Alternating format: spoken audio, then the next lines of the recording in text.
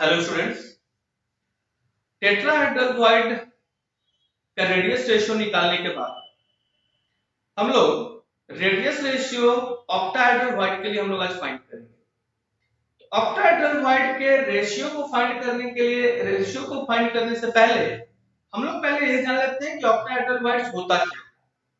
तो generally octahedral को जब हम लोग डिफाइन करते हैं, एन ऑक्टाहेड्रल और site is form when three spheres arranged at the corners of an equilateral triangle are placed over another set of sphere pointing in the opposite direction. Thus, octahedral void is the empty space created at the center of six spheres which are placed octahedrally. यानी अगर हमारे पास दो equilateral triangles हो, suppose ये पहला equilateral triangle हमारे पास है और एक दूसरा इक्विलैटरल ट्रायंगल, इसके ऊपर हम लोग प्लेस इस तरीके से कर रहे हैं।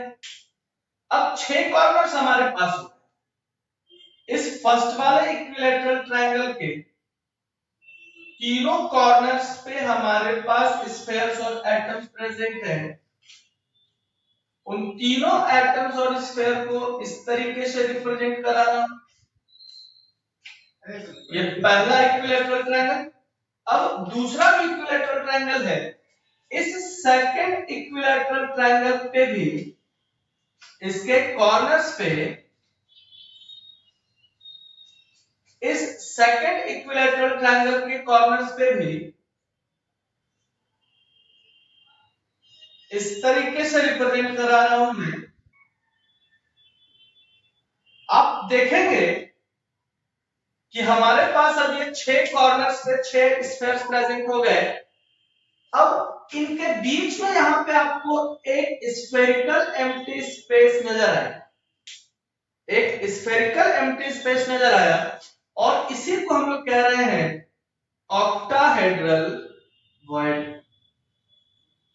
ये हमारा ऑक्टाहेड्रल वॉइड। अब जब ऑक्टाहेड्रल वॉइड हो गया तो हमें करना क्या है, इसका रेडियस फाइंड करना है। अब इसके रेडियस का रेशियो, यानी ये हमारा स्फेयर है और ये वॉइड, इस स्फेयर और वॉइड के रेडियस को हम कैसे फाइंड कर रहे हैं। तो आप गौर अगर करोगे तो हमारे पास है तो 6 स्फेयर, लेकिन इसमें से ये 4 ऐसे स्फेयर हैं जो एक दूसरे को टच कर रहे हैं, और ये जो पॉइंट वाले जो हमारे पास है, फर्स्ट इक्विलैटरल ट्रायंगल का ये टॉप और सेकंड वाले इक्विलैटरल ट्रायंगल का ये जो आपके पास जो स्फेयर है, ये दोनों एक दूसरे को कहीं से भी टच नहीं कर रहे हैं। तो जो पॉइंट हमारे टच हो रहा है उसके सेंटर पॉइंट को आप आपस में इस तरीके से मिला दो। इसके साइड को हमने ले लिया A B C and D.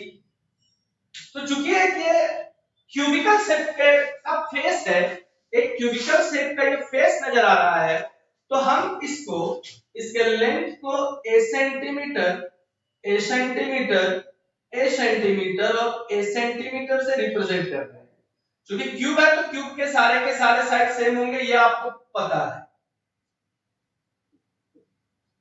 अब चूंकि बीच में आपके पास एक स्फेयर भी प्रेजेंट है, सॉरी एक वॉइड भी प्रेजेंट है, ए से सी को डायगोनली मैच कर।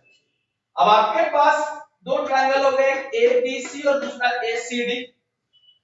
किसी भी ट्रायंगल का एग्जांपल ले लो, from triangle A B C, A और बी का लेंथ पता है, बी और सी का लेंथ पता है, ए और सी का लेंथ फाइंड करना है। तो पाइथागोरस थ्योरम आपने पढ़ा है, AC square is equals to AB square plus BC square.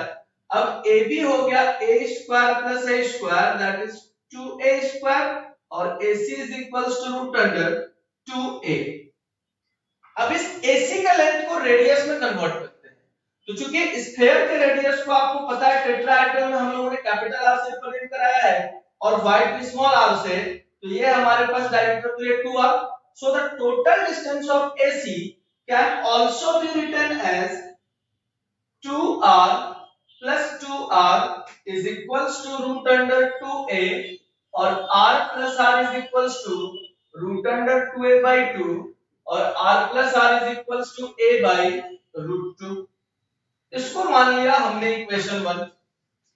अब चूंकि ट्रायंगल हमारे पास ABC है, अगर ACD भी आप लोगे तो भी आपके पास टर्म यही आएगा।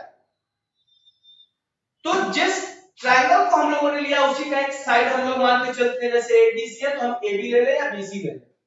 From triangle ABC, AB is equals to length हमारे पास है सेंटीमीटर। अब इस AB को भी रेडियस के टर्म में कन्वर्ट कर दो, तो यहां से यहां तक का रेडियस r, यहां से यहां तक का रेडियस r, चूंकि स्क्वायर है तो r और r हो गया 2r is equals to a और r is equals to a by 2। मान लिया इसको इक्वेशन 2।